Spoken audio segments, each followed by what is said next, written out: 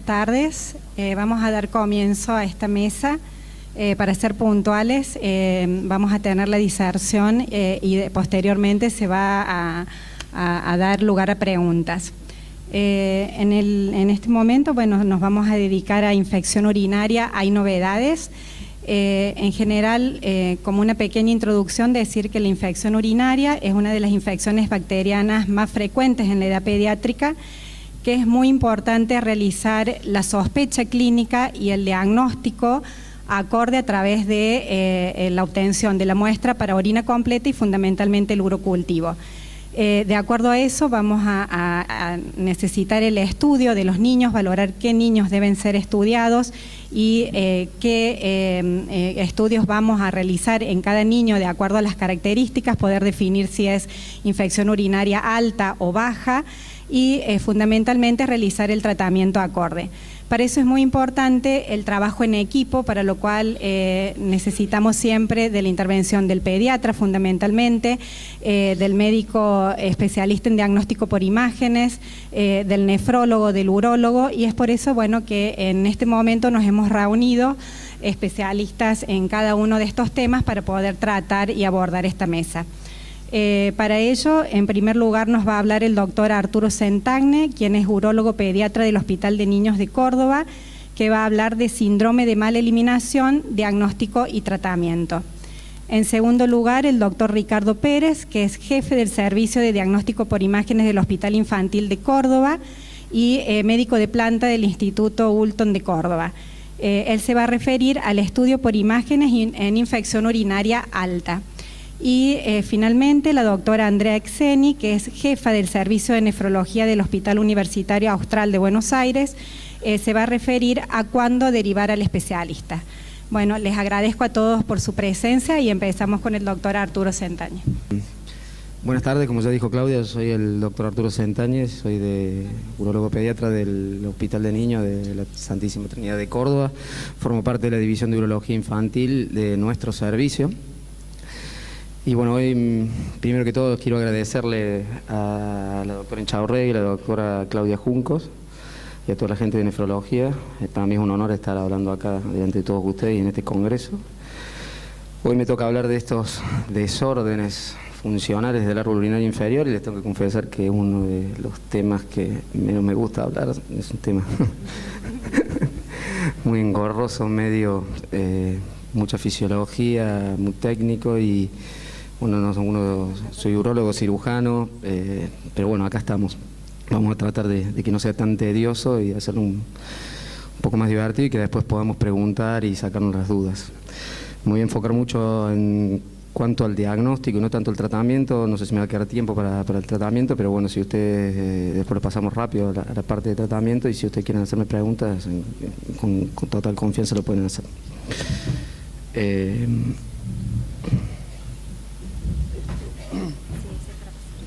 ¿A dónde apunto?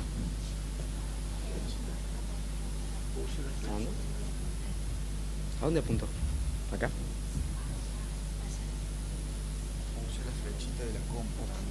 Bien. Bueno, antes que todos, voy a definir qué son estos desórdenes del árbol urinario inferior. Son trastornos funcionales que no tienen una anomalía neurológica o anatómica identificable, que se originan a partir de conductas, son conductas, ¿es cierto?, que afectan el entrenamiento del niño y que inhiben el desarrollo del control del árbol urinario. Estos desórdenes, le vamos a decir así, han tenido muchos nombres, ¿no es cierto? Primero yo siempre les dije disfunciones miccionales y hasta el día de hoy les sigo diciendo así, pero después, a partir del año 1998, empezaron a decir síndrome de eliminación disfuncional y hoy en día se trata según las últimas clasificaciones, de no decir ese término y se usa más disfunción vésico-intestinal o desórdenes del árbol urinario inferior. Ya vamos a ver bien por qué. ¿Qué sabemos de estos desórdenes funcionales del árbol urinario? Que más o menos el 40% de las consultas anuales de urología pediátrica se deben a estos desórdenes. El 22% de los niños escolares en edad escolar tienen alguno de estos desórdenes. que los síntomas más frecuentes, ¿no es cierto?, son la retención urinaria, la urgencia y la incontinencia, y que es un poco más frecuente en las mujeres, 2,5 a 5 veces a 1.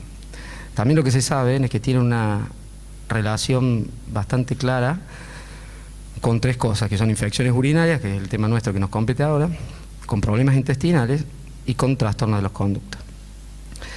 Pero antes de hablar de estas relaciones, es para mí muy importante que ustedes entiendan las definiciones, porque si no entendemos las definiciones vamos a entrar en un tema medio engorroso que me es difícil hablar y nos vamos medio que empantanar. Entonces empiezo, si quiero hablar de definiciones, tengo que hablar de esta sociedad que se llama Sociedad Internacional de la Continencia en el Niño, que en el año 2006 manda una comunicación al Journal of Urology y establece la primera estandarización de la terminología de todos estos síntomas urinarios inferiores. Esta comunicación, cuando la leí, yo dije, wow, al fin, por Dios, dije, puedo llegar a entender algo. A partir de ese año empezó cada 4 o 5 años a alargar comunicaciones, y la última es esta. Sí, bueno, no puedo enseñarlo, es la que está a mano derecha, que es del 2014, también en el Journal of Urology. Ahí, y la primera definición que da es que desalienta el término síndrome de eliminación disfuncional, que es el tema del título mío, pero bueno, se los aclaro porque hoy en día, desde el 2014, este término está con poca aceptación. En consecuencia, ellos proponen un término que es difusión vesical intestinal o desórdenes funcionales del árbol urinario inferior. Y ellos ponen como un punto de referencia que de estos desórdenes uno los puede hablar a partir de los 5 años de edad. Pero que es muy variable, porque hay chicos que logran la continencia a partir de los 3 años. Entonces, ese es un punto de referencia que puede ser variable, ¿no es cierto? Ellos toman en cuenta la clasificación de enfermedades internacionales o el manual 5 de las clasificaciones mentales en cuanto a las definiciones de continencia. Por eso es la edad de 5 años, pero termina siendo variable.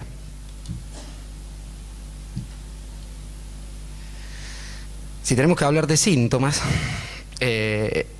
los síntomas más comunes del árbol urinario inferior son los que ustedes ya conocen, todos conocen: incontinencia urinaria y enuresis, son los 2 más comunes. Pero hay otros, como por ejemplo aumento o disminución de la frecuencia, urgencia miccional, maniobras de retención, vacilación, disuria, esfuerzo miccional, retención urinaria, goteo, posmicción y chorro débil. Estos son algunos, pueden haber otros, pero la mayoría son estos. Estos síntomas son principales o son particulares a cada condición o cada desorden. Por ejemplo, el síntoma de urgencia miccional es el principal síntoma, ¿no es cierto?, de la vejiga hiperactiva. Y acá ya tenemos una condición: esto es un desorden, la vejiga hiperactiva. El esfuerzo miccional es el principal síntoma de la vejiga hipoactiva. Las maniobras de retención son propias del vaciado vesical demorado. El aumento de la frecuencia es la incoordinación miccional. El aumento de la frecuencia también se debe a este otro término que antes le decíamos polaquiuria, pero que ahora me lo han complicado un poco más, que es frecuencia urinaria diurnia extraordinaria. Ese es el nuevo término. Ya vamos a ir diciendo cada uno. Y por supuesto el síndrome de Kidman, que ustedes todos lo conocen, que es el desorden más grave y que tiene toda la conjunción de los desórdenes. Es muy importante para mí que ustedes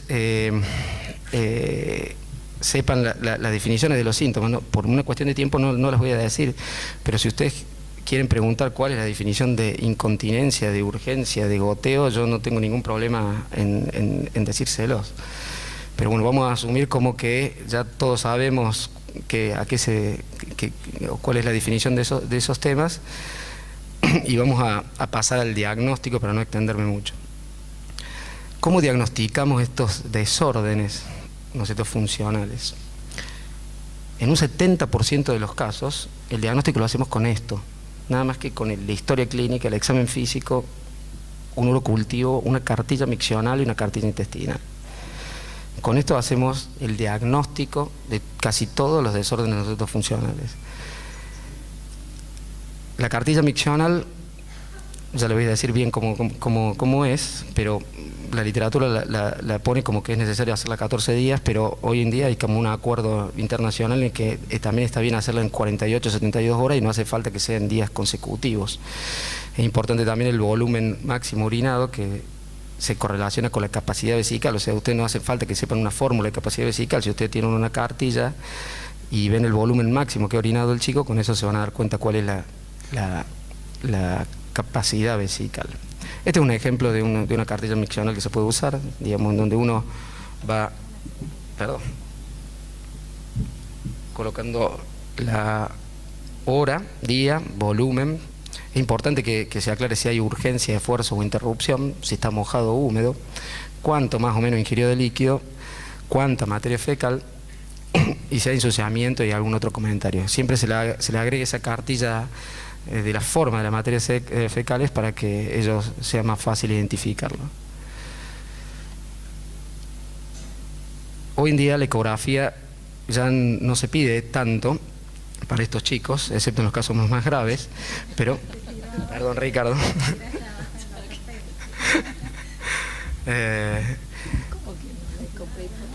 Solamente, como estaba diciendo, lo reservamos para los casos más graves y en ella podemos ver qué es lo que podemos ver, el residuo postmiccional patológico. Esa es la definición de residuo postmiccional patológico, más o menos para que ustedes sepan, en los niños de 4 a 6 años es en una eco única más de 30 o más de 20 en repetidas, y en los niños de 7 a 12 años en un volumen de un poquito menos, de 20 mililitros o de 10 en ecos repetidas. También se puede ver la pared, ¿no es cierto? Bueno, ya la mayoría lo sabe, lo normal es menor a 3 milímetros cuando está lleno, menos de 5 cuando está vacía. Esto, cuando tengamos una pared de la vejiga gruesa, tenemos que pensar en obstrucción anatómica funcional o de lo cual es el diagnóstico más común y más simple de la vejiga hiperactiva. Y también podemos sacar alguna información sobre el diámetro rectal transversal, que dice que más de 3 centímetros se va a correlacionar con impactación. La flujometría, al igual que la ecografía, también la reservamos para los casos más graves, no la pedimos sistemáticamente en la mayoría de los desórdenes. Es un método bueno porque no es invasivo, consiste en evaluar la contracción de la vejiga con respecto a la relajación voluntaria del esfínter. Básicamente es hacerlo orinar al nene o a la niña en este aparato, que es un embudo.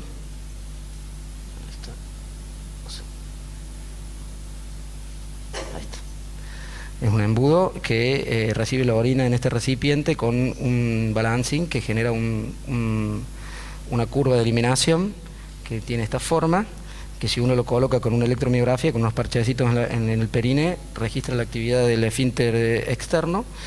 Esta es una micción coordinada donde orina y el esfínter se relaja.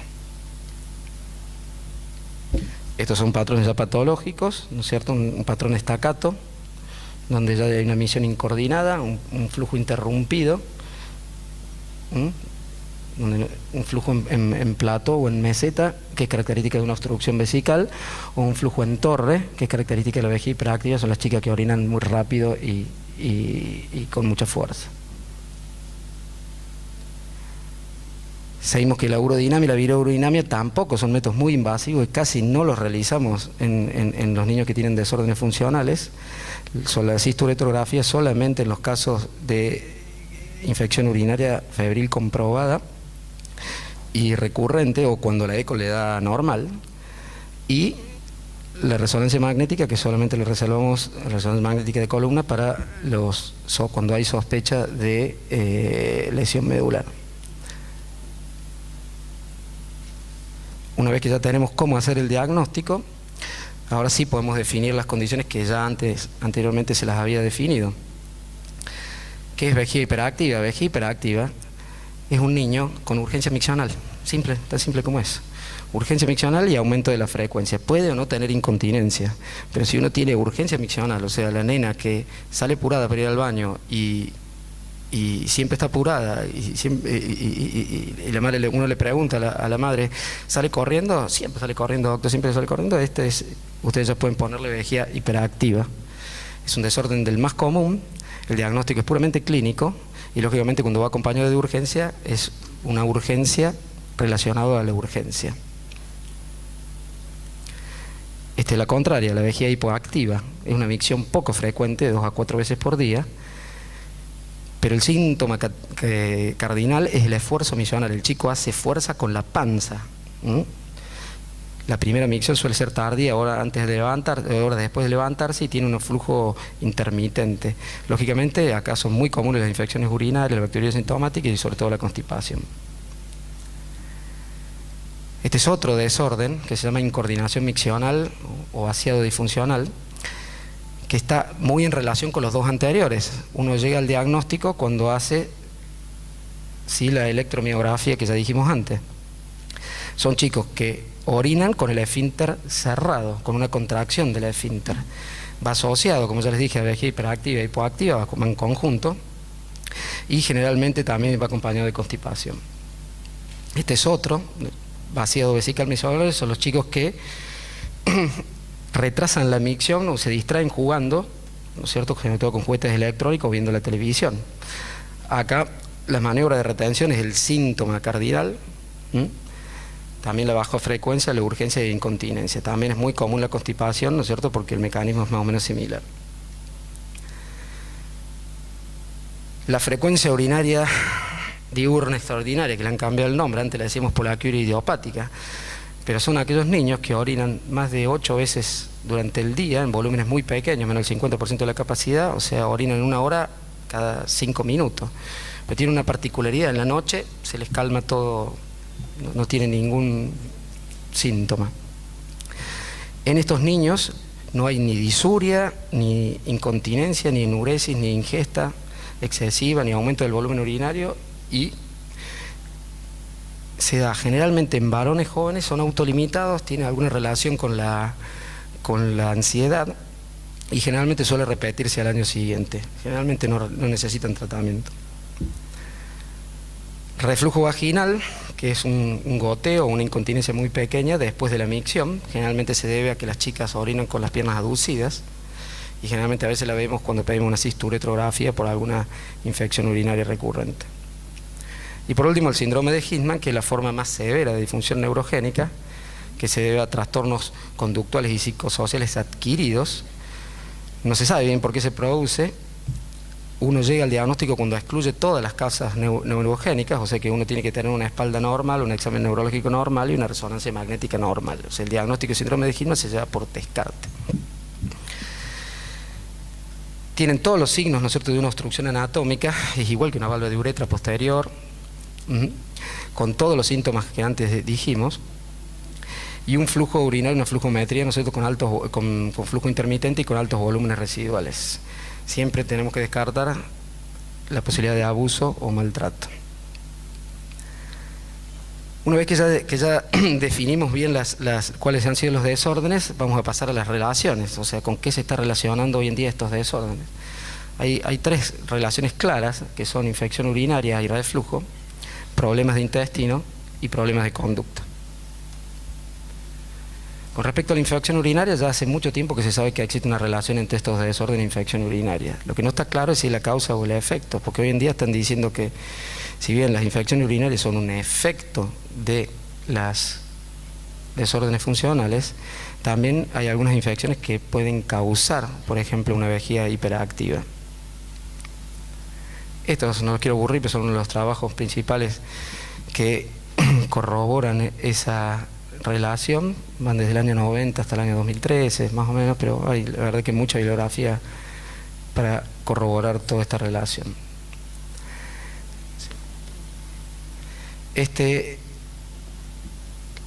También sabemos que hay una relación con el reflujo. Ya desde 1979 se sabe que Koff había dicho que la micción contra un esfínter cerrado va a contribuir al desarrollo del reflujo.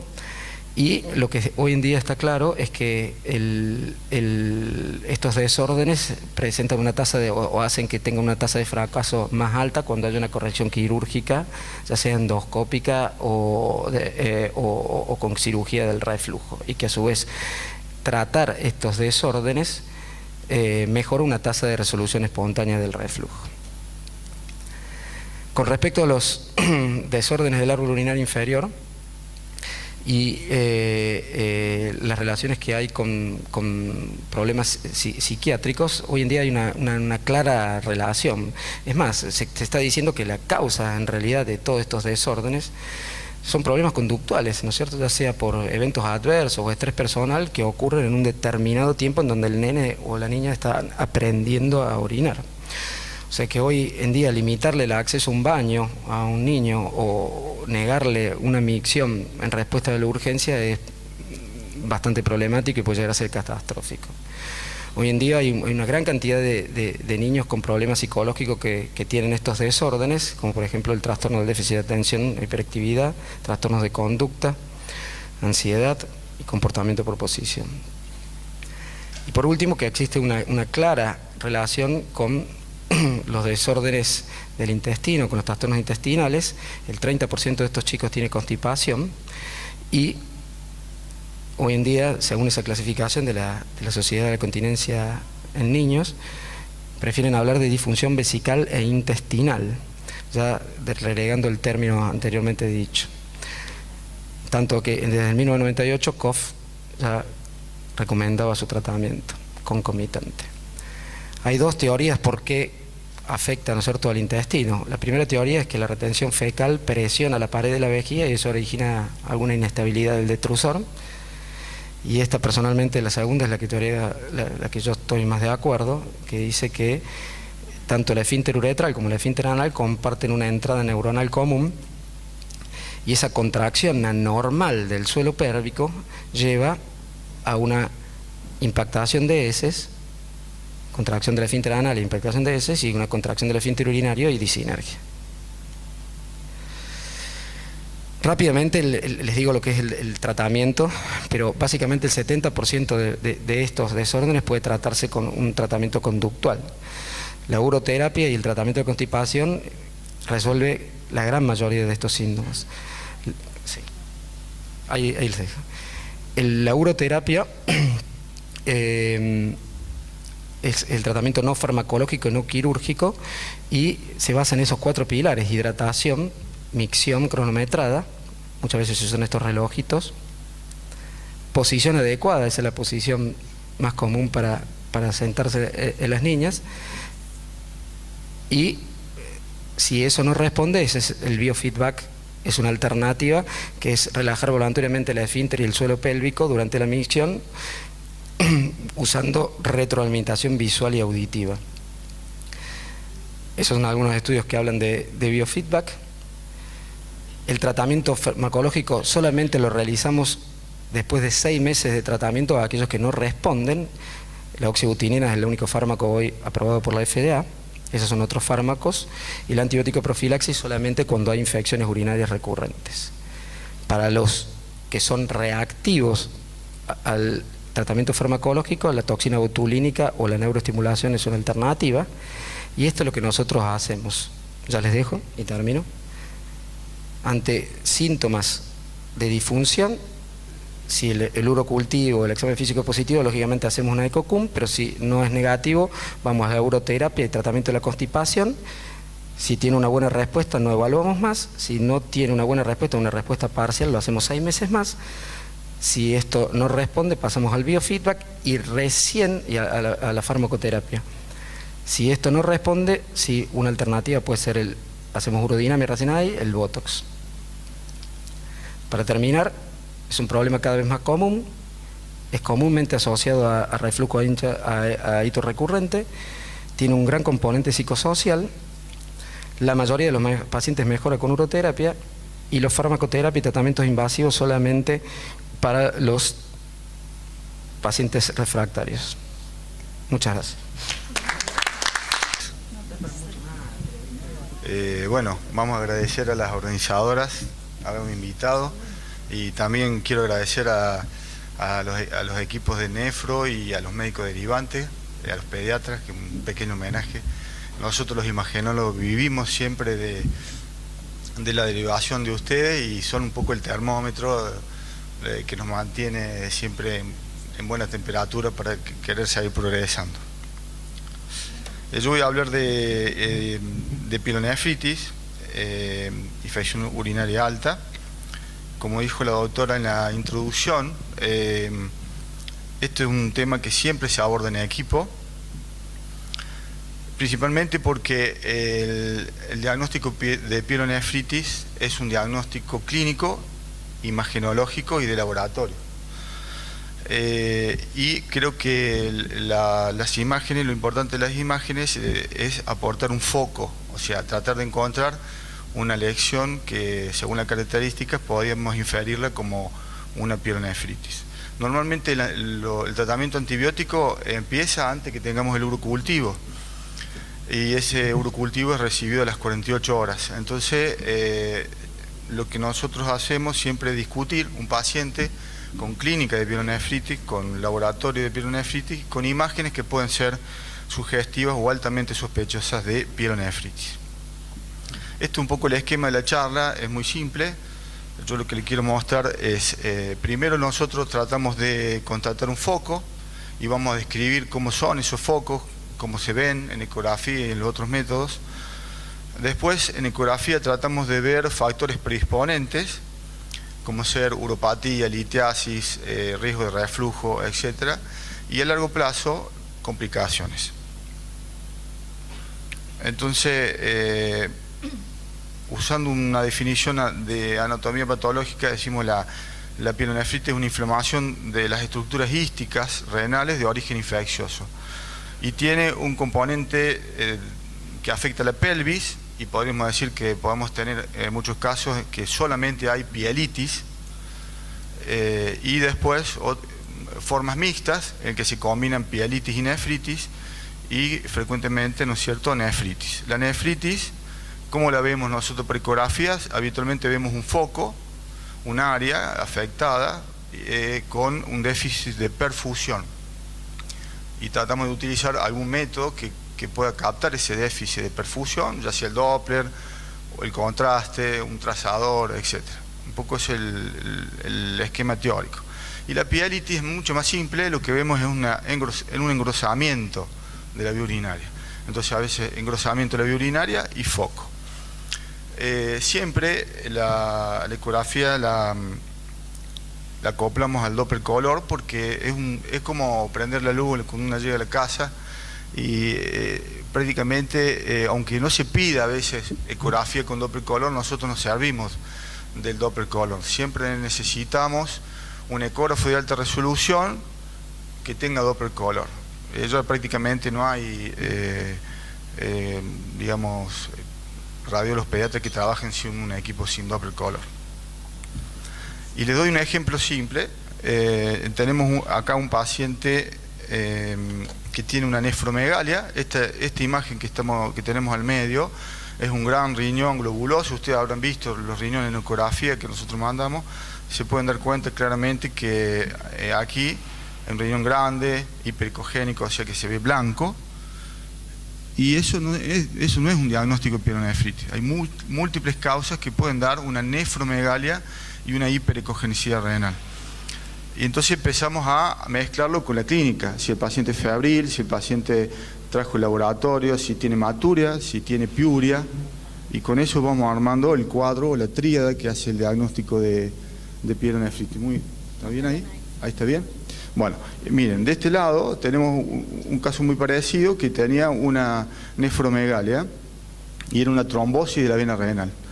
Hicimos el diagnóstico solamente con los antecedentes clínicos, no era un paciente febril, tenía hematuria y tenía antecedentes de síndromes de hemoconcentración. Y desde el otro lado, en este caso, tenemos una nefromegalia muy parecida a la del medio y la otra, pero tenía Doppler color, o sea que los grandes vasos del riñón no estaban afectados, y ese era un caso de pielonefritis. Bueno, entonces, no siempre es tan simple, no siempre una infección urinaria alta viene habitualmente la infección urinaria alta viene con mucha fiebre, pero a veces hay excepciones. Por ejemplo, los casos que hemos tenido casos de infección urinaria baja con múltiples abscesos vesicales o con ureteritis severa con los mismos síntomas de una pielonefritis. Así que no solamente, por eso la ecografía puede y es útil para determinar el foco de la pielonefritis. Y después hay otros cuadros que son cuadros febriles, cuadros graves, que alteran el estado general del paciente, del bebé, y que pueden dar piuria. Un ejemplo es la apendicitis. Una apendicitis con un absceso genera una ureteritis secundaria, entonces vamos a tener dolor abdominal, fiebre alta, porque ya tenemos un absceso, y piuria, pero no es una pielonefritis. O sea que el otro mensaje que les quiero dejar es que la ecografía abdominal tiene que ser una ecografía abdominal completa, porque el paciente llega con sospecha de pielonefritis, pero puede derivar siendo otro cuadro de origen infeccioso intraabdominal. Entonces, podríamos clasificar la pielonefritis desde el punto de vista de las imágenes como una pielonefritis aguda, una pielonefritis aguda no complicada, una pielonefritis aguda complicada, y después tenemos formas raras que son pseudotumorales, una forma que se llama xantogranulomatosa que se asocia a litiasis, enfisematosa que es sobre todo vista en los adultos diabéticos, y absceso renal. Las pielonefritis raras, dos ejemplos. Esta es una pielonefritis con absceso. Acá vemos el riñón en su totalidad, está globuloso, aumento de tamaño, y vemos una imagen en el centro, más negrita, que es una colección renal, que podemos interpretar como un absceso en el contexto del paciente. Y en este caso era este es un caso más complejo porque es un riñón complejo, con dilatación de los cálices, con áreas hiperecogénicas como esta, que podríamos inferir que eran depósitos de lípidos, un cálculo central. Se confirmó con tomografía que era una pielonefritis xantogranulomatosa, es largo el nombre, complicado. Bueno, entonces primero contactamos el foco renal, después tenemos que tener en cuenta cómo es el riñón que está afectado. El riñón sano tiene una semiología particular y el riñón enfermo tiene otra semiología, porque vamos a estar trabajando sobre riñones que desde ya son hiperecogénicos, que desde ya tienen áreas asimétricas, o sea, intrarrenales, etc. Entonces aquí la búsqueda es más fina. Acá teníamos un riñón dilatado con una atrofia y encontramos estos ecos móviles en el interior que inferimos que era material purulento, y en este caso un riñón muy atrófico que tenía un gran engrosamiento de la pelvis, del urotelio. Vamos a ir en ecografía, hice un esquema de 10 puntos que serían los signos ecográficos de la pielonefritis, y empezamos con la nefromegalia, el engrosamiento del urotelio, el engrosamiento hipoecogénico de la grasa, hiperecogénico de la grasa sinusal, lesión intrapariquimatosa, lesión hipovascular, foco hipoecogénico, hipotonía de las cavidades, ecos endoluminales, signos vesicales y colección intravesical. Bueno, esto es lo que uno busca, solamente compartir lo que nosotros podemos encontrar en la ecografía. Por ejemplo, nefromegalia es un riñón más grande, blanco, hiperecogénico, voluminoso. Comparamos un riñón con el contralateral, le podemos tomar volúmenes. Habitualmente la nefromegalia da hiperecogenicidad. Es un signo que se presenta en el 33% de los casos, 38% de los casos. Es bastante común. El engrosamiento del urotelio es solamente el engrosamiento de la vía urinaria, ahí se ve como un labio.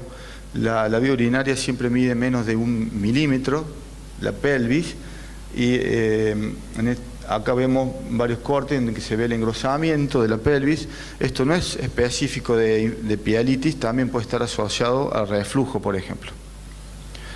El engrosamiento hiperecogénico de la grasa renal es un signo sobre todo en el niño grande y en el adulto. Lo que se ve es un área como esta, eso que se ve blanco es la grasa hiperecogénica, un área de engrosamiento de la grasa del seno renal. En este caso estaba asociado también a engrosamiento de la pelvis. La lesión parenquimatosa hiperecogénica es lo que se llama la nefritis focal, que es bastante frecuente. Hay una simetría intrarrenal normalmente, por ejemplo, polo superior sobre polo inferior, un área hiperecogénica y una zona que se pierde la diferenciación entre la corteza y la médula.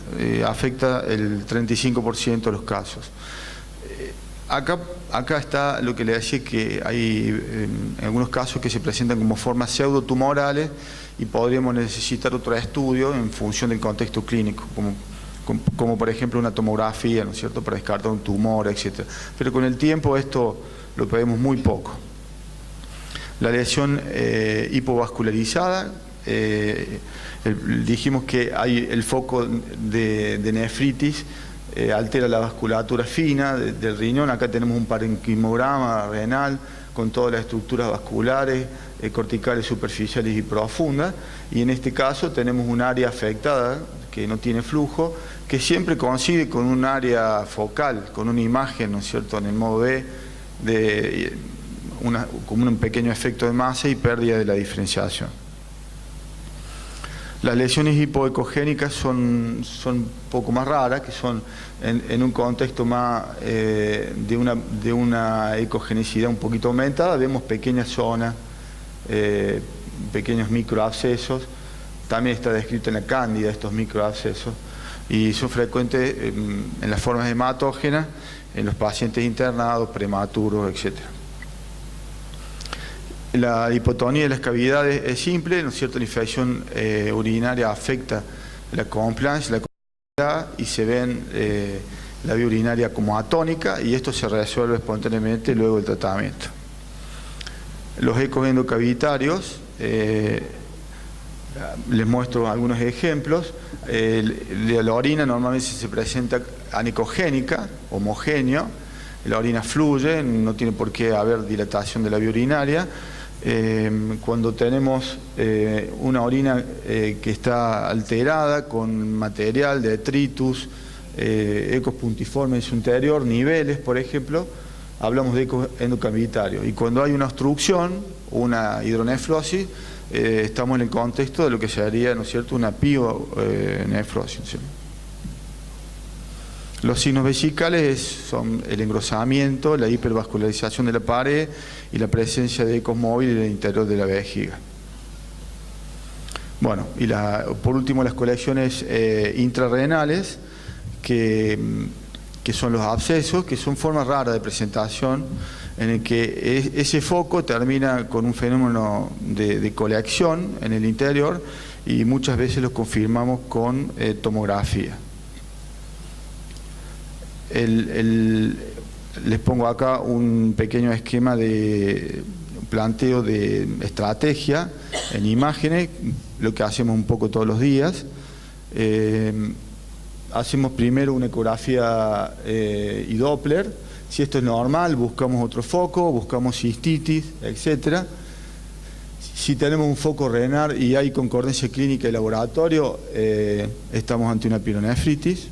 Esperamos con el urocultivo, pero se inicia tratamiento.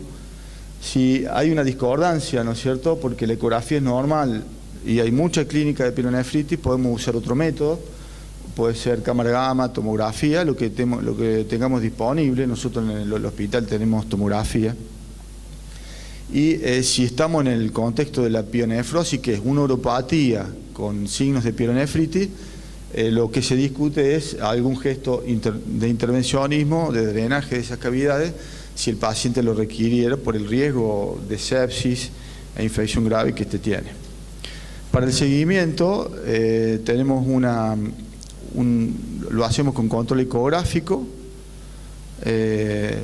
La pauta la pone normalmente el equipo, pero un mes después de la primera infección, 3 meses después, y vamos buscando signos precoces de cicatriz y sobre todo la resolución de lo que vimos, ¿no es cierto? Si el riñón estaba grande, que se haya achicado, si había un foco que haya desaparecido y si estaba dilatado, que se haya normalizado. Buscamos, y ahí empieza la discusión de lo que sería reflujo, buscamos signos de sospecha de reflujo, podemos utilizar el esquema de la pauta según la edad, pero a veces hay signos indirectos de reflujo que nosotros lo informamos, o sea, ponemos si hay engrosamiento del urotelio, o si hemos visto dilatarse en forma intermitente la vía urinaria, o si vemos los uréteres, le ponemos que hay un riesgo aumentado para reflujo para que la nefróloga no siga solamente la pauta, sino que vea que hay otros elementos, ¿no es cierto?, en imágenes. Y finalmente la búsqueda de cicatrices, que eso se hace en forma tardía, que también estamos un poco acostumbrados a detectar sospechas de cicatrices y retracciones por ecografía y lo confirmamos con cámara gamma. Habitualmente nosotros usamos poco resonancia para este tema. Este es un caso muy reciente en el que tuvimos un pacientito de 8 años, era bastante gordita, hizo una infección urinaria con un foco a nivel renal, nefromegalia. Este es un control a los 2 meses, que se ve, ¿no es cierto? Este es el riñón normal y este es el área que se ve hipovascular al Doppler, y si por ahí hay mucha luz, pero acá se nota también que todavía la ecogenicidad del riñón no se normalizó, hay una imagen triangular en la que se ve la afectación del riñón. Entonces, tenerlo en cuenta. Entonces, otro tema importante para nosotros es detectar factores predisponentes, sobre todo litiasis, uropatías y reflujo. De eso no voy a hablar porque es muy extenso, pero siempre buscamos, la litiasis es una consecuencia a veces de algunas infecciones urinarias, a veces encontramos material prelitiásico, o sea que son como coágulos que después se calcifican, los seguimos, muchos de estos se resuelven u otros se calcifican, y a veces la litiasis es uno de los factores predisponentes a la infección urinaria. Vamos a la conclusión porque son muchas voces. Esta es una charla, la puse entera, pero por si no venía Arturo. Bueno, con respecto a la litiasis, lo que le decimos siempre es, quiero buscar esa imagen, lo estábamos discutiendo con la doctora Inchaurregui, es el tamaño de 5 milímetros. Hay muchos imagenólogos de adultos que informan litiasis o microlitiasis, y después nosotros no encontramos nada en laboratorio, etcétera. O sea, lo que se puede detectar por ecografía son litiasis de 5 milímetros. Menores a 5 milímetros no son detectables por ecografía, porque no producen cono de sombra. Esas pequeñas microlitiasis sí pueden ser vistas por tomografía. Si las sospechamos, se puede hacer un escaneo y podemos hacer un mapa para ver, ¿no es cierto?, después de hacer un seguimiento y sobre todo la búsqueda de factores predisponentes en orina, la hipercalciuria, etcétera, etcétera. Voy al final para concluir, faltan 2 minutos. Ya el reflujo, estas son todas imágenes. Últimamente estamos usando resonancia para los casos de uropatías graves prenatales. Le mostramos un caso de una valva de uretra posterior, este es un fetito de 32 semanas. Miren los signos que encontramos en el periodo postnatal, como la dilatación de la uretra posterior y la vejiga y el engrosamiento, se pueden encontrar prenatal, como también la dilatación marcada de la vía urinaria con el adelgazamiento del parénquima. Así que hemos empezado a utilizar resonancia prenatal para el control de estos pacientes. Y la técnica de... Esto no quiero hablar, ¿no? Esto sí. Los objetivos entonces de una uretrocistografía, para hacer una pequeña síntesis, sería la búsqueda de un reflujo. La búsqueda de reflujo, no hay otro método que haya reemplazado todavía la cisturetra, se puede hacer por ecografía, hay trabajos preliminares, pero el método sigue siendo este. La apreciación de la morfología de la uretra, el único método que puede confirmar o descartar una válvula de uretra posterior, y la visualización de una disfunción vesical. Y para concluir, vamos al último. Son muchas imágenes, pero poco tiempo. La energía neurogénica. Bueno, los métodos, además de la ecografía, que se pueden utilizar son la uro-TC, que es sobre todo para descartar un vaso polar, una obstrucción, un absceso renal o malformaciones complejas de la vía urinaria, en el que hay doble sistema, ureterocele, se puede utilizar otro método. Y la resonancia se utiliza en el periodo prenatal y sobre todo en el periodo postnatal, cuando tenemos una nefropatía grave, una vía urinaria dilatada en un uréter, ¿no es cierto?, no excretante. Las complicaciones de la infección urinaria son la atrofia, la hipotrofia, las cicatrices, la hipertensión arterial y la litiasis múltiples. Ya estoy. Bueno, para concluir, tenemos la ecografía prenatal, detecta la mayoría de las uropatías, las malformaciones renales y situaciones de riesgo de reflujo, sobre todo pilectasia y dilatación. La resonancia magnética se usa sobre todo para casos de megavejiga. En el periodo agudo febril, la ecografía es el elemento fundamental para descartar foco y armar la tríada de diagnóstico hacia clínica, laboratorio e imágenes. El tratamiento, luego de este primer episodio, se hace un seguimiento, se discute reflujo. Los métodos de corte, como la tomografía y la resonancia, se dejan para casos complejos y el seguimiento de estos pacientes se hace por ecografía seriada y cámara gamma a distancia. Muchas gracias. Buenas tardes, muchísimas gracias por la invitación, especialmente en Córdoba, que hay tan buenos nefrólogos, y gracias a los que vinieron a pesar de la hora y el día a escucharnos. La verdad que cuando me llegó la invitación y decía cuándo derivar al especialista, quise no dar solamente mi opinión, porque está sesgada porque soy especialista, sino qué es lo que proponen las sociedades. Bueno, la SAP, cuando hicimos las recomendaciones, proponía, por ejemplo, que un paciente con ecografía renal patológica debía ser derivado. A tomar en cuenta lo que dijo el doctor, que a veces la ecografía puede ser patológica, intrainfección por dilatación de la vía urinaria, porque el Escherichia coli tiene una toxina que dilata, y después ser normal. ¿Qué dicen los cordobeses? Que miren qué bien que pusieron todo bien especificado. ¿A quiénes referir? Pacientes con reflujo grado 3 y 5, anormalidades renales, deterioro de la función renal, hipertensión, proteinuria, disfunción vesical e intestinal. Nos da un panorama de que esto sería consultar. Derivar no quiere decir que uno lo refiera y no lo vuelva a recibir. ¿Qué dicen las NICE? Que son tan controvertidas en las guías de infección urinaria, pero en esto ellos proponen anormalidades renales bilaterales, alteración de la funcionalidad renal, hipertensión o proteinuria, o el objetivo de enlentecer el progreso al fallo renal.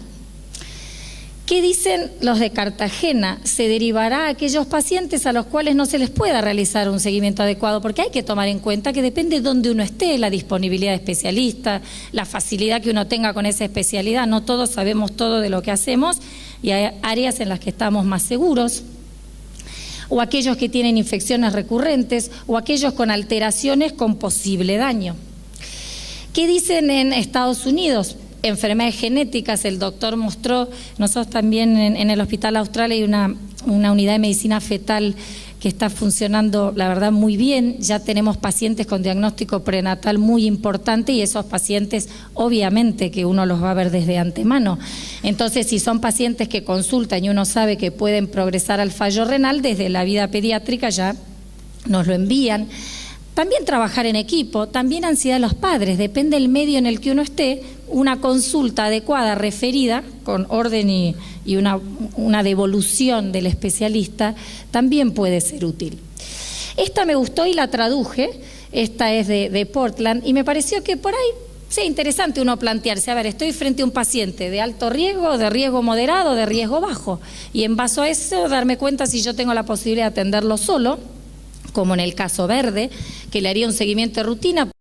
Un paciente con una cistitis, con su primer episodio, donde tengo un cultivo positivo, donde no tengo infecciones urinarias previas, yo creo que la mayoría de la comunidad pediátrica estaría cómoda con este paciente. El de riesgo moderado, bueno, es parecido al anterior, pero ya tuvo infecciones previas y por ahí necesito una visión o no del especialista para ver por qué está repitiendo. Y lo que a ellos les parecía más interesante es aquel que tiene una pielonefritis, hacer una consulta de referencia, en especial si tuvo un compromiso importante con alteración del estado general y con un laboratorio comprometido. La verdad que esta me pareció como útil en la cabeza para decir, bueno, ¿en qué momento derivo? Y yo quise hacer mi pequeña encuestita, es chiquitita, son solo 78 pediatras, hospitales privados y públicos del Gran Buenos Aires, y les pregunté en qué caso derivan una infección urinaria. Un 7,7%, esto era ante el primer episodio, siempre, esos quieren que trabajemos, pero la verdad que no es necesario. Nunca un 9%, tampoco tanto, ¿no? Pero la verdad que la mayoría, si uno mira, los derivó si había recurrencia, si la ecografía estaba patológica o en ambos casos. Esto me pareció alineado a lo que veníamos haciendo. Cuando pregunté sobre la alta, tengo un grupo de fieles que nos mandan siempre y un grupo que solamente en patología. Pero me sorprendió que un porcentaje se aguantaría solo el reflujo, la hipertensión, la proteinuria y la alteración de la función renal, que sí que el 30% no derivaría en esos casos. Eso me sorprendió. Pero bueno. Entonces, tratemos de optimizar la derivación, porque la idea de esta clase es que haya menos derivación innecesaria o, yo diría, consulta. Dejemos de usar derivación porque es un trabajo en equipo. Miremos bien la tira reactiva. La verdad que a mí me llegan un montón de pacientes que vienen con muchos urocultivos que a veces por ahí no son infecciones urinarias y después es muy difícil revertir eso con el paciente de que realmente no tuvo tantas infecciones urinarias. Entonces, mirar bien las tiras, saber que la proteinuria puede haber falsos positivos, por ejemplo, si la orina está muy concentrada, el pH está muy alcalino o no se enjuagó bien la clorexidina, saber que hay bacterias cuando, la verdad que yo no estoy acostumbrada a usar las tiras con la leucocitoestearasa ni los nitritos, no les doy tanta importancia, pero están en todas las guías. Pero saber que hay grupos como el enterococo, el estreptococo y la cándida que no lo van a reducir. Entonces, si están en un centro que exclusivamente no tienen posibilidad de hacer un sedimento y utilizan solo la tirita, tomar eso en cuenta, por ejemplo, en qué población. ¿Es un inmunosuprimido? ¿Es un adolescente que por ahí tiene otros gérmenes? Y a veces poder reinterpretar. Y poner el sedimento, que parece tonto, pero a veces nos peleamos. ¿Cuántos son los eritrocitos normales? Que hay lugares donde dice hasta 2, pero en pediatría en general usamos hasta 5 eritrocitos por campo y hasta 5 leucocitos. Esto es de orina centrifugada. ¿Cuándo no usamos centrifugada? Cuando uno manda muy poca muestra y lo ponen entre porta y porta, y ahí el número es diferente, ¿eh? Ahí no es el mismo número de leucocitos. Y cuando uno interpreta, cuando te llaman y te lean el uro, uno no es por molestar que uno dice, pero léeme el sedimento, contame la clínica, porque hay que pensar que ahí, para que haya una infección urinaria, tuvo que haber una bacteria que entró, que no le alcanzó con el medio ambiente de la vejiga porque hay pocos nutrientes, entonces quiso dañar la célula, agarrar los nutrientes, invadir y diseminarse. Todo eso es raro que aparezca con un sedimento normal. Y aquí surge el concepto de, vamos primero, de bacteriuria asintomática. La bacteriuria asintomática es una causa muy frecuente de consulta porque a mí por lo menos me parece que la mayoría de las veces que me mandan es porque tienen más de 100.000 colonias. Y es al revés, en realidad que haya un germen único con un recuento mayor a 100.000 es parte de la definición. Lo importante es entender si realmente es asintomática y categorizarla en el paciente. Entonces, ¿puede haber algún paciente en el cual yo tenga sedimento normal y el uro sea positivo? Vamos a ver condiciones especiales, pero previamente pensemos trasplantados, embarazadas, inmunosuprimidos. El que tiene que ir a cirugía, no me importa que yo piense que no está infectado, pero no va a ir a hacerse una cistoscopía si tiene el sedimento normal y el uro positivo. No se va a ir a hacer una cisto, porque en general no son emergencias. Hay un consenso de que esos pacientes deben tener el sedimento normal y el cultivo negativo, y hay que tratar de conseguir, a como sea, que después podemos ver, que ese urocultivo sea negativo. Y algo que me pareció interesante, porque hay muchos pediatras que trabajan en centros de alta complejidad, que en pacientes neutropénicos no esperemos que el sedimento sea tan patológico, porque por ahí no tengo glóbulos blancos para tener esa piuria. Y esto que lo debería haber dicho antes, pero viene ahora, como junto el urocultivo todos tratamos de que sea chorro medio. Esto va en contra de un montón de consensos internacionales, en especial los del AAP, que nos dio mucho dolor de cabeza, y por eso desde el Comité de Nefro hicimos un consenso adecuado a la Argentina, y yo les diría que el acecho es excelente, que en la mayoría de los pacientes se puede utilizar, que obviamente que si el paciente viene grave, digamos, hay condiciones en las cuales o tiene vejiga neurogénica, uno no lo va a utilizar. Y saber que siempre que hablamos de más de 100.000 colonias es con 3 horas de retención. Entonces ahí surge la otra interconsulta que a veces uno recibe de más, que es no, tenía 10.000 colonias o no, tenía 1.000 colonias. Pero cuando hablas con la madre te dice, no, pero doctora, hacía pisa cada hora. Entonces tiene un cemento patológico, tiene clínica, tiene 1.000 colonias, listo, es infección urinaria. Esto es para relativizar y no agarrarnos tanto de los números, ¿no? Al revés, la piuria estéril. ¿Qué pasa? Tengo sedimento patológico que viene negativo, negativo, negativo. Lo clásico que nos pasaba a nosotros en el hospital, donde yo hice pediatría y nefro al principio también, era que juntábamos con Pervinox, que el Pervinox se contamina a la semana al toque, así que la verdad que no es lo mejor, y no enjuagábamos. Y entonces, como bien me enseñó el infectólogo en el hospital, si cae una gotita del Pervinox puede negativizar la muestra. Entonces hay que tratar de no usar antisépticos. Además en su casa usan el Pervinox con el que se operó el abuelo el año pasado y es el mismo Pervinox y no sirve. Así que hay que pedirles que utilicen un jabón nuevo, acorde a la edad, si es pequeño será de glicerina, un jabón neutro o de tocador, pero tiene que ser recién abierto. Entonces, ¿a qué llamamos piuria estéril? Tengo un sedimento patológico, pero es negativo. Bueno, por ahí estaba tomando antibióticos por otro motivo, un cuadro respiratorio. Por ahí es un adolescente y tiene una clamidia, un micoplasma. Por ahí no estuvo cultivado en un medio adecuado, no todos tienen la posibilidad de, por ejemplo, poner en agar chocolate, y uno tendría la posibilidad, si encuentra un hemófilus, porque tuvo la suerte que en su laboratorio lo cultivaron y no sabe que ese paciente es urópata, tiene altísimas chances de ser urópata, así que son gérmenes para mirar. Y por ahí tiene una glomerulonefritis aguda o tiene una apendicitis. Entonces es importante darle relevancia a que hay causas que no tienen que ver con la infección. Y las que tienen que ver con la infección, que los urólogos siempre nos insisten, acabo de operarlo, le acabo de hacer una cistoscopía, no me vuelvas loca con el sedimento, es real porque el sedimento se altera y ese cultivo es negativo. Entonces, si ese paciente está en la sala, tiene puesto una sonda y se acaba de hacer un procedimiento, considerar que si no tiene clínica puede tener un sedimento patológico por esos motivos, por lo cual ya no estamos pidiendo tantos urocultivos, acorde al último consenso. No existen más los de control porque generan todos estos sobretratamientos. También la enfermedad poliquística y también el lupus o el Kawasaki. ¿Qué pasa con la infección? Acá les tiré cosas que me parecieron que son los motivos por los cuales a mí me llegan y me consultan, que les puede servir para no tener que mandar. Entonces, la baja recurrente. Primero, ¿cómo lo juntaste? 3 minutos, sentémonos, lo juntó, lo lavó. He tenido todas las versiones, desde una fue genial, limpié el piso con lavandina y lo levanté del piso con una jeringa, fue lo más burdo que recibí, hasta, doctora, lo bañé el día anterior, que es la clásica, y lo junté al día siguiente. No, la técnica tiene que ser adecuada. Seguro que no sea bacteriuria sistemática y mirar lo pediátrico.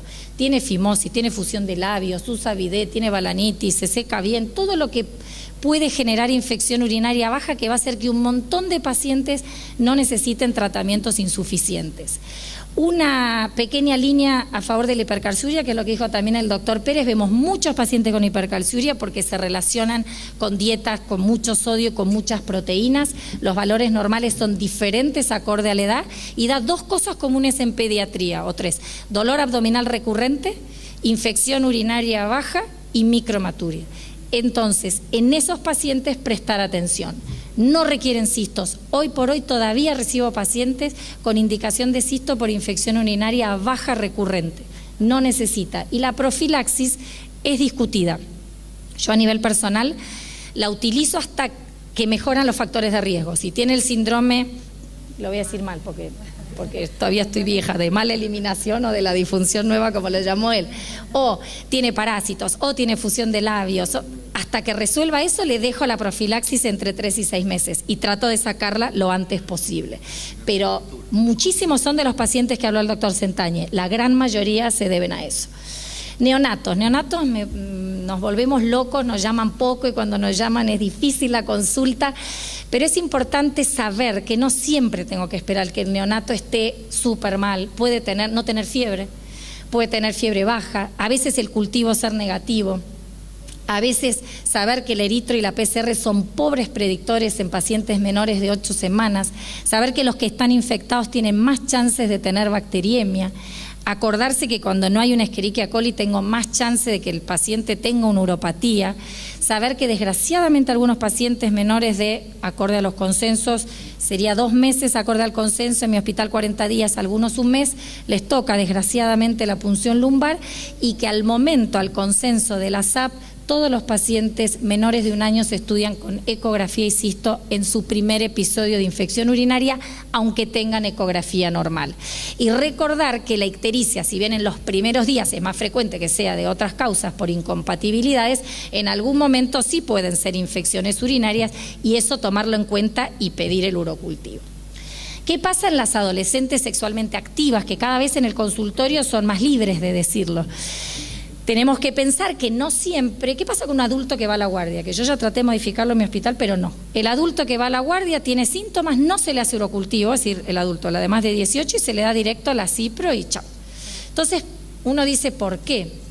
Bueno, son las reglas que tienen los adultos, pero no se aplican en niños, porque en chicos y en adolescentes tienen mayores factores de riesgo, porque tienen más parejas sexuales, de tener enfermedades de transmisión sexual, y entonces en este caso el urocultivo previo es muy importante para determinar si realmente es una infección urinaria o no es una enfermedad de transmisión sexual, y no dar tratamientos equivocados o insuficientes y empezar a generar resistencia bacteriana. Lo que se piensa es que hay un pasaje directo del intestino o de la vagina al meato uretral durante la relación sexual.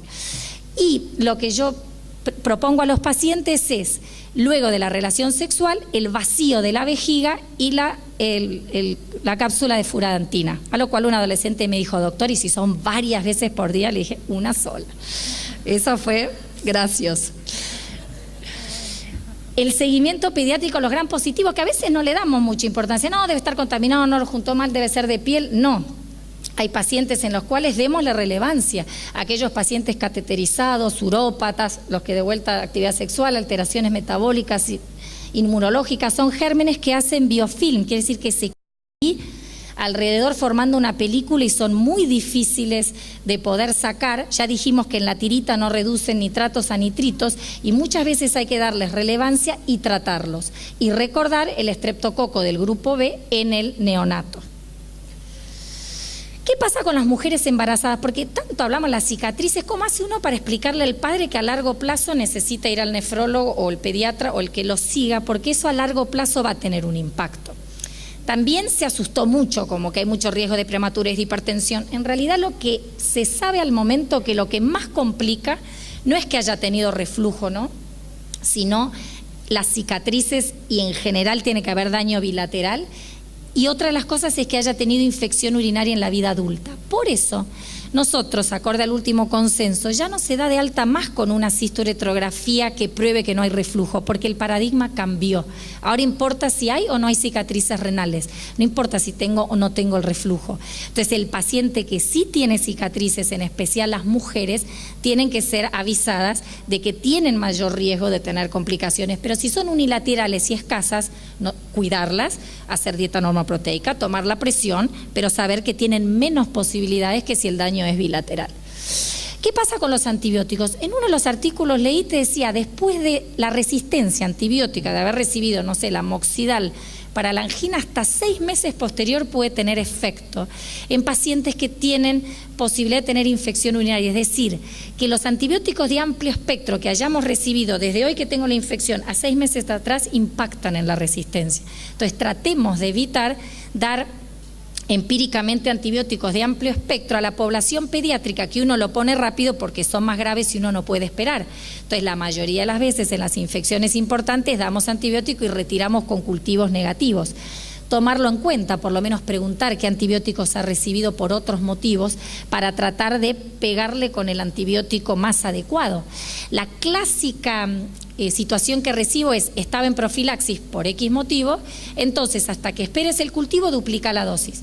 Eso no es lógico, porque es obviamente que va a ser resistente, salvo que no lo esté tomando o tenga diarrea y vómitos y lo haya eliminado.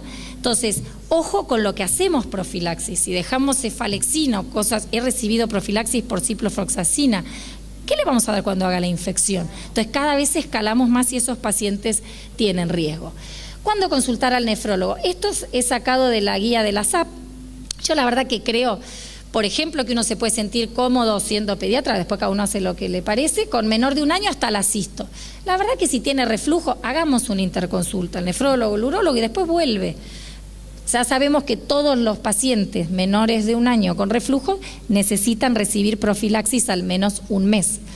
Y si es recurrente, bueno, yo la verdad que si es recurrente, el primer estudio, si la ecografía es normal, va a ser el centello, en algunos casos puede ser la cisto. Ahí yo ya creo que la mirada del especialista puede sumar, conjunta, para ver qué hago con ese paciente. Yo diría que el centello es un estudio relevante, es un estudio que hay que pedirlo 6 meses después, que tiene mucha radiación.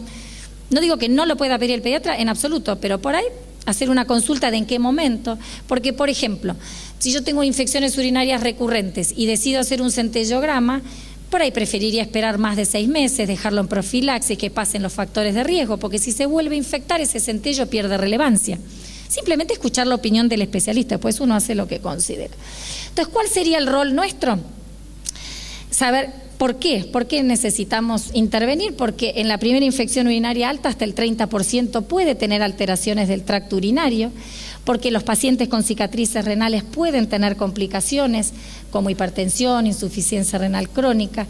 ¿Y cuáles son los pacientes de riesgo? Y hay un montón, los que tienen diagnóstico prenatal de uropatía, los que después de la infección urinaria el centellograma está alterado, los que la ecografía está alterada, los que tienen válvula, ureterocele, anormalidades urogenitales, vejigas aumentadas de tamaño, disfunciones vesicales, incidencia familiar de reflujo. Es importante saber que en los pacientes que tienen reflujo hasta un 30% puede tener, con lo cual a los menores de 2 años, en algunas guías, o menores de 5 en otras, conviene pedirles aunque sea una ecografía si es que no tienen ecografía prenatal previa. Y el pobre compliance familiar también son pacientes de riesgo. Y recordar que si bien la ecografía es excelente y hecha por profesionales idóneos más aún, se puede perder el 33% de diagnósticos, por eso es conveniente combinarlo con otros estudios. Muchísimas gracias.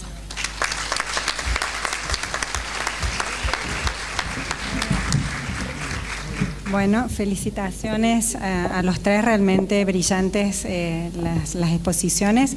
Y ahora, bueno, estamos abiertos a las preguntas.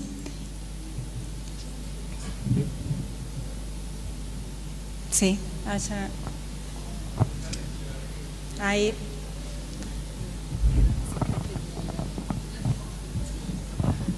Muy buenas todas las charlas, pero se me generó una duda en cuanto a la oportunidad de la ecografía cuando un paciente tiene un lactante febril que no impresiona grave y que tiene una buena respuesta al antibiótico, una infección urinaria en un chico que no parece complicada. ¿Cuál sería el momento oportuno de la ecografía? La verdad que yo no lo pido rápidamente y me dio la impresión que sugerían que sí. Sería sospecha de infección urinaria alta, ¿no es cierto? Sí, un chico con fiebre y el único foco que tiene es... En ese caso hay que pedirlo en agudo, o sea, hay que pedirlo en las primeras 24 horas idealmente, porque hay que ver si primero puede ser bilateral, puede haber una uropatía previa y puede tener otra causa que a veces imita una pielonefritis. No es una emergencia, o sea, no es una emergencia, pero normalmente el esquema es en las primeras 48 horas, 24 horas. Porque usted hay muchos pacientes que mencionó, hacen creo que alteraciones que podían ser transitorias y no encontrarse en la eco posterior de control. Entonces ahí uno no estaría, digamos, agarrando una eco si la pide un poco más diferida. No, las imágenes en pielonefritis aparecen en forma aguda y después con el tratamiento van desapareciendo, se van diluyendo. O sea que lo ideal es pedirlas en las primeras 48 horas, 24 horas. ¿Está bien? A mí me parece por ahí también que depende. La edad, el conocimiento no del paciente, la clínica, donde estoy. Por ejemplo, yo, una enfermedad distinta, pero tuve un paciente con síndrome urémico hemolítico monorreno. Yo sabía que era monorreno porque yo lo seguía de antemano, pero obviamente que y era monorreno encima ese riñón displásico. mi conducta fue distinta porque yo conocí esa vía urinaria. En infección urinaria puede pasar lo mismo. Obviamente que si no cuento con la posibilidad, pero si cuento te aporta saber que tenga los 2 riñones, que no tenga una uropatía previa, porque el que dilata por infección puede ser que tenga una dilatación importante. Ahora, si tengo de los que mostró con una ureterohidronefrosis bilateral porque alguien no vio una válvula adecuadamente o tiene una megavejiga, ese paciente por ahí tenga una mirada distinta. Por supuesto que yo creo que el punto es que no la necesito para confirmar por ahí que tenga infección en la mayoría de los casos, porque con la clínica me alcanza. Pero a mí me cambia un poco la mirada a ver en qué paciente estoy. Aclarando que si es patológica, obviamente hay que diferirla. Esto está rediscutido. Las NICE ni las piden si tenés ecografía prenatal. Las del AAP sí. Si tenés posibilidad de hacerla, hay un grupo de pacientes que se va a beneficiar. Sí, eso aclarar también que si hay ecografías prenatales patológicas confiables, nosotros, bueno, muchas veces no nos encontramos con ese antecedente, pero bueno, ya las NICE y desde Estados Unidos recomiendan no hacer la ecografía ante el primer episodio de infección urinaria en niños que tienen ecografías prenatales normales. Pero bueno, en realidad siempre en general la pedimos y bueno, ayuda bastante al tiempo de tratamiento, a determinar si hay compromiso del parénquima, dilatación de la vía urinaria, que cambie un poco el manejo de ese paciente. Sí, ¿qué tal? Buenas tardes. Felicitaciones a la mesa. Quería preguntar, en un paciente de 4 años, que ya sería un niño, digamos que ya no es un paciente de riesgo por la edad, pero sí con antecedentes de alteraciones anatómicas, como válvulas de uretra posterior, bueno, en este caso es un niño con un síndrome genético. ¿Cuál sería la conducta con respecto al tratamiento profiláctico? Ya que es un paciente de riesgo, ¿verdad?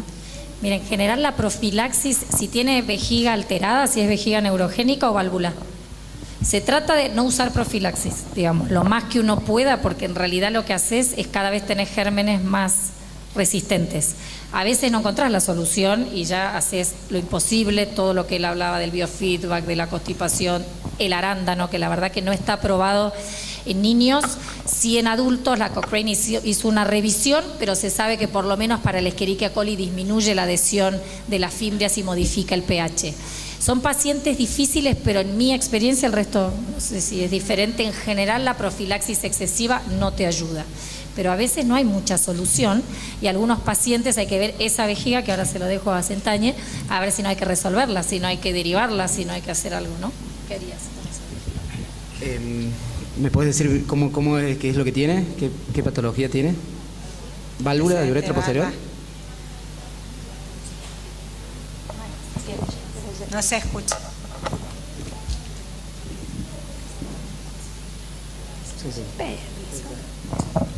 Gracias. El paciente está triplemente operado, tenía ecografía prenatal patológica, tiene piebot, no se sabe bien qué síndrome es porque todavía no está catalogado, pero sí tiene una deformidad, tiene una... ¿Pero la válvula de uretra está resuelta o no? Sí, ya está operado. Ya está operado. Ya está operado, pero ahora hizo una infección urinaria que en el hospital, yo soy de San Martín de los Andes, sí. Y el germen que se obtuvo es un Proteus vulgaris. Y era bastante resistente, o sea, yo interpreté como que era una flora, digamos, hospitalaria, y por eso lo medicamos. Si ya está resuelta y no te hace infección urinaria, yo no, profilaxis no, como decías. Pasa que la válvula, lo importante, mira, el otro día hablábamos en una charla prenatal, la gente por ahí tiene el concepto que la válvula, resolvés la válvula y se acabó, y en realidad la válvula es una malformación de todas, de las más complejas, y toda la vía urinaria está lastimada, con lo cual esos pacientes al resolver la válvula no resolvés porque toda la vía urinaria se trabeculó, se hizo muy continente, tienen megaureter, es muy difícil resolverlo, pero ese paciente ya con esa resistencia, me animaría a decir que la profilaxis probablemente no lo ayude. ¿Y cuándo haces urocultivo? Con clínica, porque también. Claro, de hecho, cuando yo viajé para acá, hizo la infección urinaria.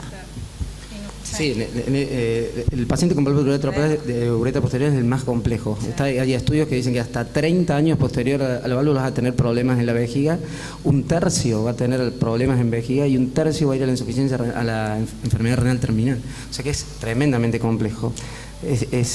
cada paciente es particular, ¿viste? En este caso, cuando vos tratás la infección urinaria, quizás le sigas con la profilaxis después durante un tiempo, pero es fundamental ver cómo orina ese paciente para evitar las infecciones urinarias, porque si no te va a repetir y repetir y repetir infección urinaria. Si esa vejiga no está funcionando bien, va a vivir con infección urinaria. Entonces, la profilaxis No es recomendable, digamos.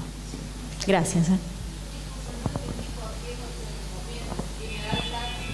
Si tiene alta posibilidad de recurrir, que no entendí por qué no se hace profilaxis si tiene altas posibilidades de hacer infecciones urinarias recurrentes. Porque la profilaxis no te alcanza para evitar las recurrencias, porque la etiología es tanto más importante, la falta de vaciado adecuado y la alteración de la pared de la vejiga, que lo que vas a lograr es que las próximas infecciones existan y sean más resistentes. Entonces, lo que decía el doctor es evaluar si esa capacidad vesical es adecuada, si por ahí no hay que ampliarlo o derivarlo, ostomizarlo, por ahí ver qué otra solución para que esa evacuación, que es el mecanismo principal de defensa frente a las infecciones, podamos hacer. Da ganas de poner profilaxis, pero no funciona. Sí, en realidad ya en los últimos consensos la profilaxis está muy dirigida a ciertos grupos de pacientes y ya, bueno, está como consenso solamente en los reflujos grado 3, 4 y 5, en los menores de 1 año hasta completar estudios, antes los dejamos durante todo el año, y tratar de hacer el menor tiempo posible de profilaxis por el riesgo de la resistencia, bueno, que es un tratamiento en general prolongado, diario, que a veces no lo cumplen, y las complicaciones que genera el mismo antibiótico.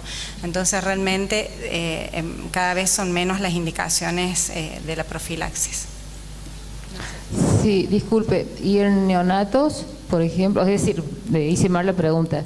Si hay que hacer profilaxis, ¿cierto?, en chicos los primeros meses, ¿con qué se haría? ¿Con cefalexina? Sí, cefalexina hasta los 3 primeros meses de vida, y después podés optar por la trimetroprima, y a partir de los 5 o 6 meses por furantina. Eso es sobre todo en niños. Ya con todo esto de lo prenatal también se ha avanzado mucho, tenemos diagnósticos prenatales de hidronefrosis, dilataciones, que hay que estudiar en estos pacientes, y durante ese tiempo es indicación de antibiótico preventivo. Sí, disculpe, otra pregunta. ¿Y el tratamiento en neonatos sería endovenoso todo el tratamiento? Mira, cuando hicimos las normas, surgió el tema de endovenoso versus bioral, porque en realidad lo que decía la infectóloga es, no sé, la Escherichia coli no se entera por dónde uno recibe el antibiótico. Entonces el consenso fue que la población de riesgo, es decir, el menor de 1 mes, inicialmente mientras está crítico, tiene todos los signos de infección, reciba tratamiento parenteral hasta que tenga los cultivos positivos y el antibiograma se pueda resolver, pasar a bioral. Pero esto es de las cosas más discutidas, inclusive el tiempo. No se sabe si 7, 10 o 14. Por consenso, nosotros pusimos en las guías, es entre el neonato más cerca de 10 a 14 y el más grande más cerca de entre 7 y 10. Pero en realidad el concepto práctico que hacemos nosotros por lo menos es endovenoso hasta que disminuyen los síntomas, tenés el cultivo y sabés la sensibilidad. A ese paciente sí se le hace urocultivo intratratamiento, que ya se sacó el intra y el post, solamente se utiliza en la población de alto riesgo, es decir, infecciones urinarias atípicas. Atípico es aquel paciente con compromiso del estado general o recurrente o que tiene una uropatía. En ese solo se hace urocultivo intratratamiento, en esa población se hace, y con cultivo intratratamiento negativo, sedimento mejorado y clínica mejorada, uno estaría autorizado a pasar por bioral, siempre que el medio social, económico, donde estés, te permite un cumplimiento adecuado, porque las cicatrices renales en ese periodo de edad y en todo el primer año suelen impactar más. Entonces, si esa madre no entiende, porque a mí me ha pasado a recibir, no, doctora, recibió 48 horas y se fueron y el oral no lo cumplieron, es de riesgo. Entonces, ahí hay que ser muy obsesivo en que finalice el tratamiento. Y ese paciente termina el día 10 y el 11 empieza con profilaxis. No lo dejen 48 horas para hacer el cultivo, que ya no se hace más, pero que uno no lo quiere, eso lo recibo. Porque vos, ese paciente, ¿por qué lo dejas en profilaxis? Porque tenés un 30% de posibilidad que tenga uropatía. Y si tiene uropatía y ya se infectó, tiene doble chance de infectarse por haberse infectado y porque quizás tiene uropatía. Entonces hay que dejarlo con la profilaxis hasta resolver los estudios, que tampoco hay que apurarse a hacerlo, ¿no? Hay que dejar pasar por lo menos un mes. Perfecto, gracias. Buenas tardes. Bueno, primero felicitarlos a todos. Muy linda la conferencia que han dado. Y preguntarles sobre casos que muchas veces me han sucedido personalmente. Una niña de 8 meses que consulta por fiebre. Es una niña previamente sana, nunca estuvo con ninguna infección, nunca recibió antibiótico terapia por nada. Un examen físico donde no se encuentra foco de esa fiebre.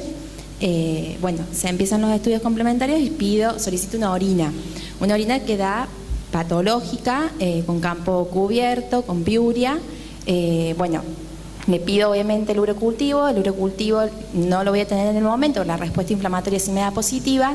Comienzo el tratamiento empírico con cefalexina, a 100 miligramos kilo día, y la cito con el urocultivo para verla cómo responde. Cuando recibo a las 48 horas el resultado, la niña evoluciona muy bien, sin fiebre, sin vómitos, buen estado general, pero la cefalexina era resistente. ¿Qué hacemos en ese caso? Pensé que le ibas a complicar un poquito más. Vamos a dar las dos complicadas, la que yo pensé que venía y la tuya. En realidad la cefalexina, si te dio un germen, te dio positivo. Si Escherichia coli, la cefalexina in vivo tiene mucho mejor concentración que in vitro, con lo cual si el paciente evolucionó bien, estarías en tu derecho de dejarlo. Si te da miedito o el medio hay mucha presión, podrías hacer el intratratamiento, que recién dijimos que no se hace, pero en esos casos con un menor de 1 año yo creo que sería prudente. Y terminas el tratamiento y no hay ningún problema. Es re común eso en la cefalexina. Yo creí que la pregunta venía o algo muy común, que es que te venga negativo. Entonces yo ya le puse el tratamiento, el chico mejoró y viene negativo, entonces ¿fue o no fue? Y ahí empieza. Por eso es tan importante que el pediatra tenga contacto. Yo muchas veces lo llamo y le digo, ¿a vos qué te parece? ¿Te parece que era o tenía un cuadro viral en la familia, o lo juntó mal, o tenía fimosis, o tenía fusión? Mejoró espectacular. Antes que le ponga el antibiótico dejó de tener fiebre, y en algún punto va a haber una zona gris importante en el cual vos vas a tener que decidir clínicamente qué te parece más riesgoso. Cuando yo considero que la familia es de riesgo o me parece que fue más que menos, hago la eco, y si la familia me parece por ahí que no va a seguir estudiando y el paciente es de riesgo, por ahí voy a la cisto. Si no, hago la eco. Si la eco es normal y la familia es confiable y tiene pautas de riesgo y tuvo cosas, 1000 cosas, lo junté sin higiene, no le puse la bolsita, lo pasé al frasquito, en ese tengo una conducta expectante. Sí, tal cual. Ahí es la cintura de trabajar en equipo, viendo a ver qué te pareció a vos.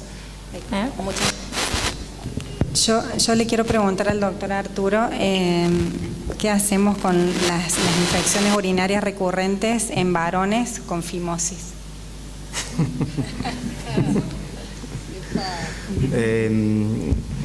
Infecciones urinarias recurrentes en varones sería una de las indicaciones de circuncisión, ¿no? Está indicada la circuncisión, pero bueno, hoy en día tratar la estrechez prepucial, yo ya no le digo más fimosis, soy cada vez más reticente a operar, digamos. O sea, si, como dijo la doctora, si el prepucio se retrae y ¿vos estás hablando de fimosis o de estrechez prepucial? ¿Fimosis verdadera? No, fimosis verdadera es circuncisión.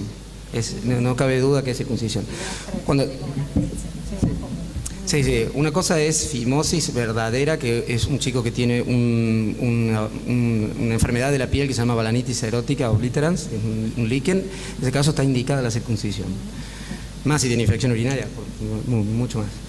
En el caso de una estrechez prepucial, ahí el caso a mí me lo pones difícil en el caso de una estrechez prepucial, porque estás en condiciones, podés recomendarle la circuncisión, pero también podés esperarlo. Yo hoy en día trato de esperar al máximo.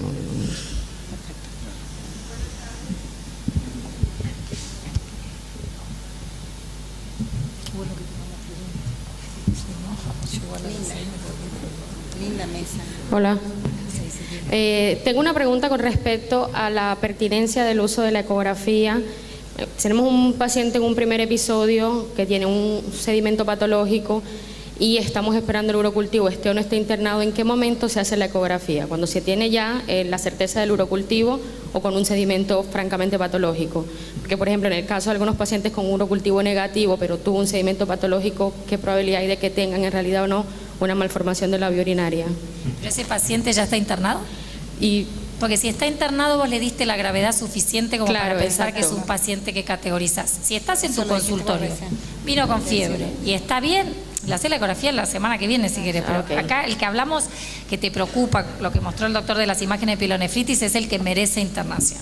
Si no, yo creo que estás en tu libertad de esperar. No sé si, doctor, usted piensa distinto.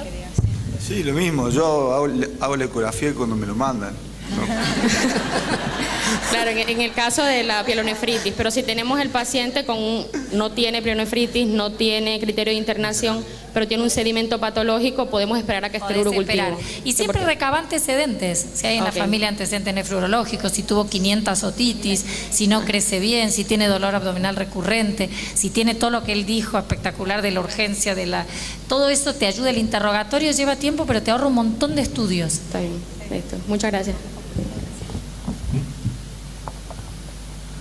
Además, las nefrólogas son muy estrictas y si le digo que no, me retan, entonces le digo sí siempre.